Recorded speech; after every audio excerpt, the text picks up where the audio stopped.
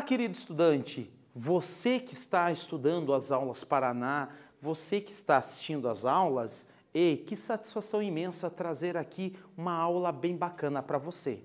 Eu sou o Varley e aqui nós temos o nosso intérprete, o Natan, e juntos nós vamos fazer uma aula bem bacana para você. Na aula de hoje nós temos dois grandes objetivos. Primeiro, falar um pouquinho da máquina térmica na Revolução Industrial e segundo, falar da máquina de Carnot, o famoso ciclo de Carnot. Então vamos lá? Olha só, o que nós vimos?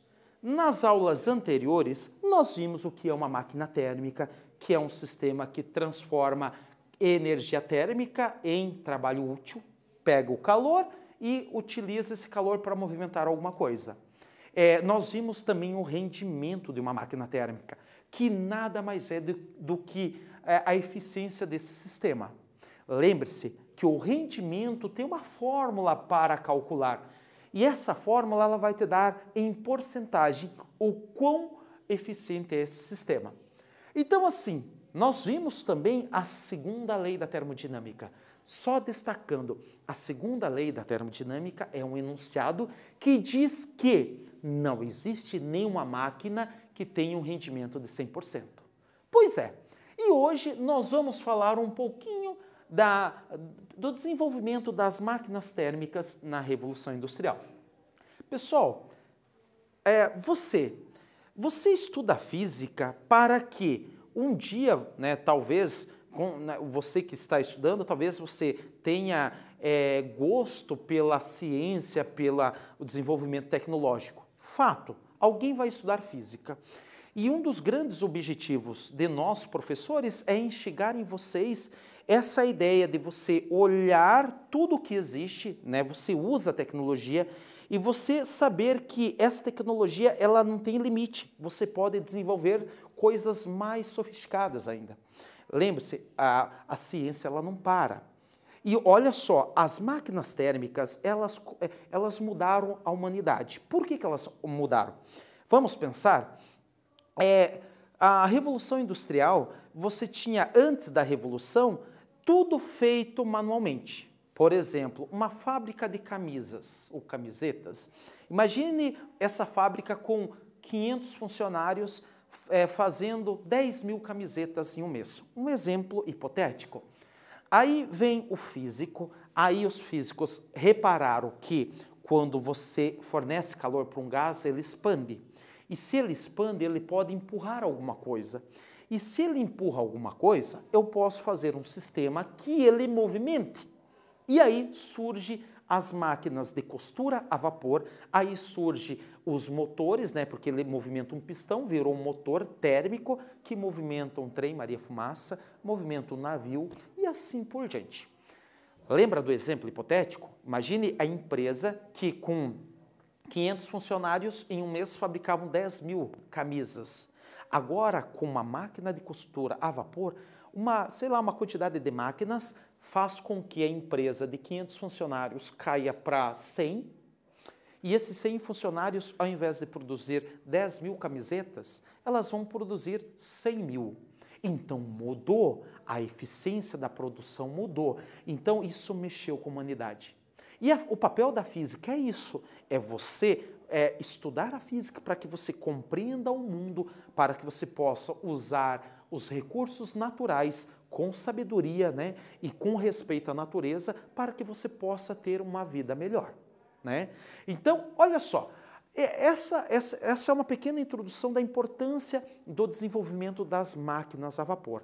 Pessoal, lembre-se, antes dos trens a vapor, dos navios a vapor,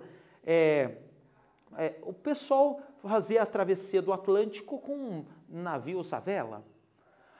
Com o desenvolvimento da máquina térmica, agora, pessoal, eles possuem energia para fazer uma viagem contínua. Anteriormente, eles dependiam muito do vento. Agora não. Agora, com uma quantidade de carvão, eles têm combustível para fazer a travessia. Então, isso mudou muito, pessoal? Mudou muito a humanidade.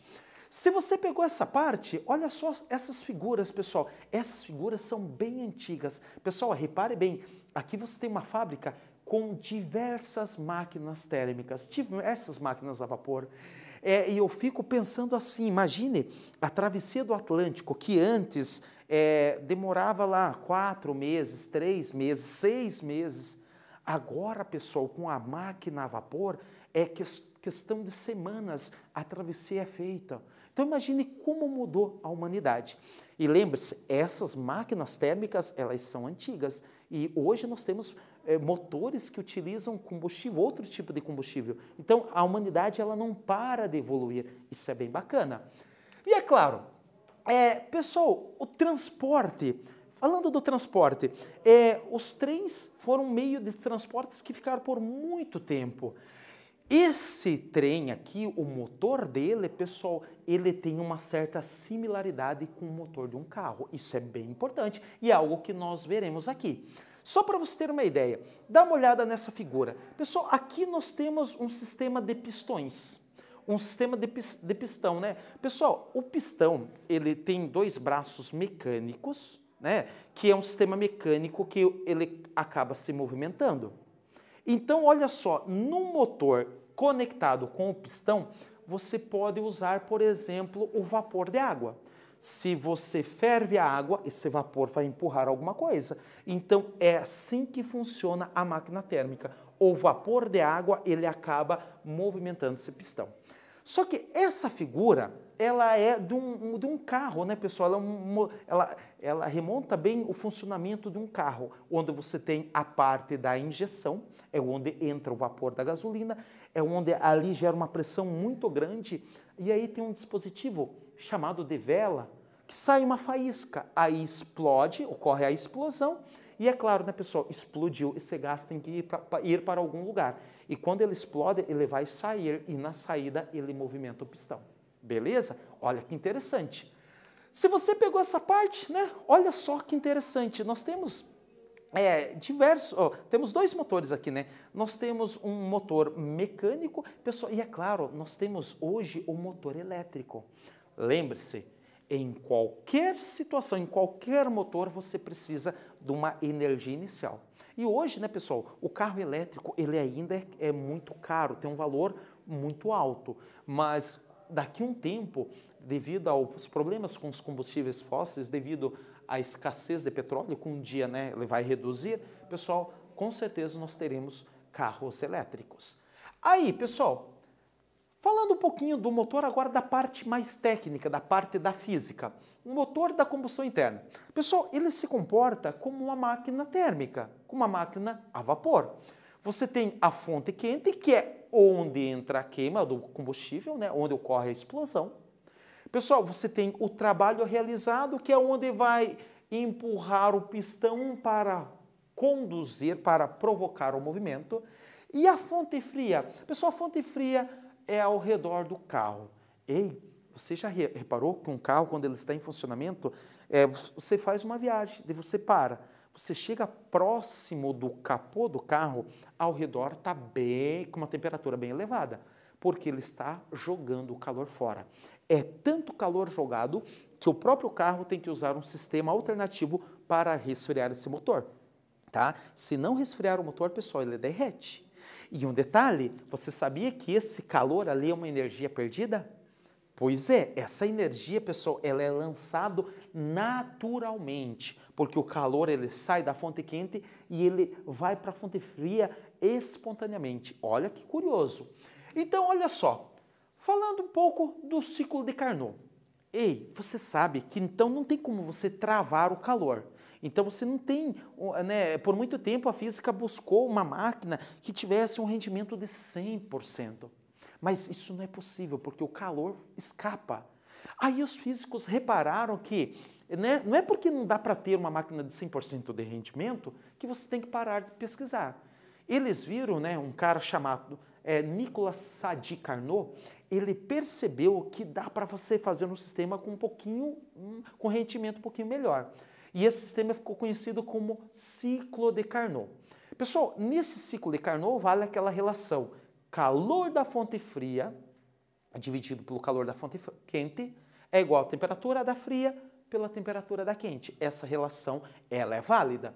E o ciclo de Carnot, pessoal, ele opera em duas isotermas com duas adiabáticas interligadas. Lembre-se das aulas anteriores. Se você pegou essa parte, olha só, o ciclo de Carnot. Num gráfico pressão pelo volume, aqui nós temos representado o ciclo. Ele sai de L para M. Pessoal, isso aqui é uma isoterma. Então, eu levei numa isoterma, depois ele decai em uma adiabática. dm até n, uma transformação adiabática. dn até O, ele sobe numa isoterma. E depois ele volta para L num sistema adiabático. Nas laterais, duas adiabáticas.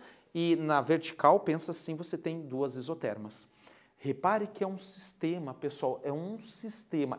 Esse sistema ele é cíclico, porque ele sempre volta no mesmo lugar. Beleza? Pessoal, repare, ocorre expansão, expansão, compreensão, compreensão. Beleza? Isso é bem importante. Se você pegou essa parte, vamos aplicar numa atividade? Pessoal, ele fala o seguinte: calcule o rendimento de uma máquina térmica que segue o ciclo descrito no diagrama abaixo. Você tem um ciclo PV. Lembre-se que no eixo vertical você tem a pressão elevado a 10 na quinta newton por metro quadrado. E aqui na horizontal você tem no eixo o volume em metro cúbico. Então as unidades estão tudo ok. Você terá um tempo, querido aluno, e eu espero que você acerte.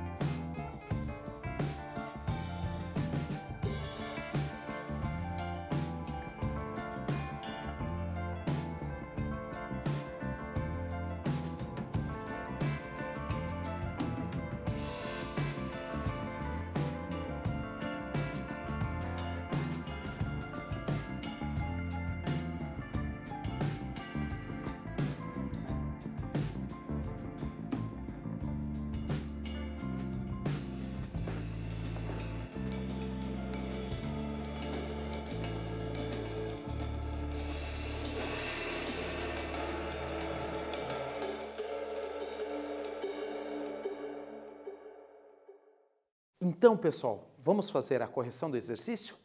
Pessoal, este gráfico quando nós estudamos o trabalho, lembre-se que o trabalho, quando a pressão for constante, você pode usar a fórmula P vezes ΔV. E quando a pressão varia, que é esse caso, né, você tem um processo cíclico, você trabalha pela área do gráfico. Mais especificamente, pessoal, se você trabalhar com a área inteira de cima, vai dar um trabalho positivo. Mas quando ele volta, ele vai ter um trabalho negativo. De modo que o trabalho resultante é a área da figura. Quando se faz a área da figura, você está pegando o trabalho total, está tirando o trabalho, a parte do retorno. Aí o trabalho útil vai ser a parte interna da figura. Essa figura ela é um retângulo. E se você quiser fazer a área do retângulo, bem simples, base vezes altura. Ó, a base ele saiu de 0,3 e foi até 0,6, então de 0,3 a 0,6, esse tamanho é 0,3. A altura ele saiu de 3 e foi para 8, então a altura é 5. Mas cuidado, o eixo está em 10 na quinta, então é 5 vezes 10 na quinta. Fazendo o produto 0,3 vezes 5 dá 1,5. 1,5 vezes 10 na quinta joules. Espero que você tenha entendido, que você tenha conseguido fazer esse exercício. Pessoal, eu já mencionei nesta aula do processo cíclico. Mas aqui nós temos mais uma apresentação para você do processo cíclico. O que é um processo cíclico? Um processo cíclico, ele é um processo em repetição.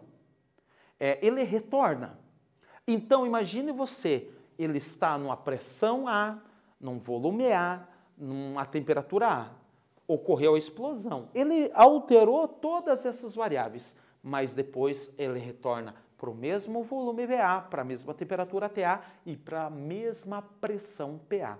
Então, assim, ele sempre retorna no mesmo volume, na mesma temperatura e na mesma pressão. Isso é um processo cíclico.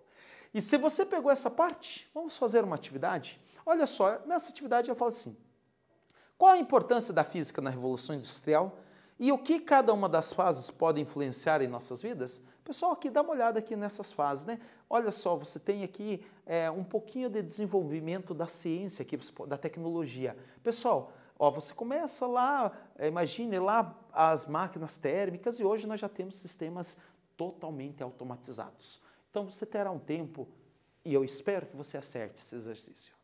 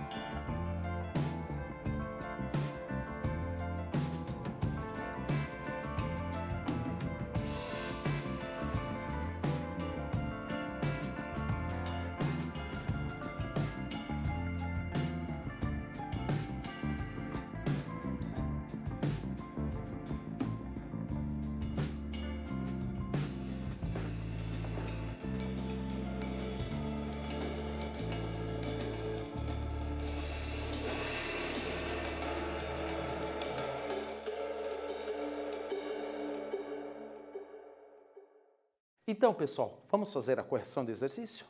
Pessoal, falar um pouquinho da importância da física na Revolução Industrial. Pessoal, sem a física não teria a Revolução Industrial. Basicamente assim. Claro, o desenvolvimento das máquinas térmicas, pessoal, até hoje não parou, né? Hoje nós temos sistemas automatizados e cada vez mais nós temos novidades no mercado, graças ao estudo. Veja a importância de você estudar ciências, de você estudar física. Se você pegou essa parte, pessoal, o que nós vimos hoje? Nós falamos um pouquinho, né, um contexto histórico da máquina térmica na Revolução Industrial. Nós falamos também do ciclo de Carnot, que é um ciclo que tem grande rendimento, que trabalha com duas isotermas, com duas adiabáticas. Essa foi a nossa aula de hoje. Eu espero que vocês tenham gostado. Desejo a vocês, né, muito sucesso, um forte abraço e até a nossa próxima aula.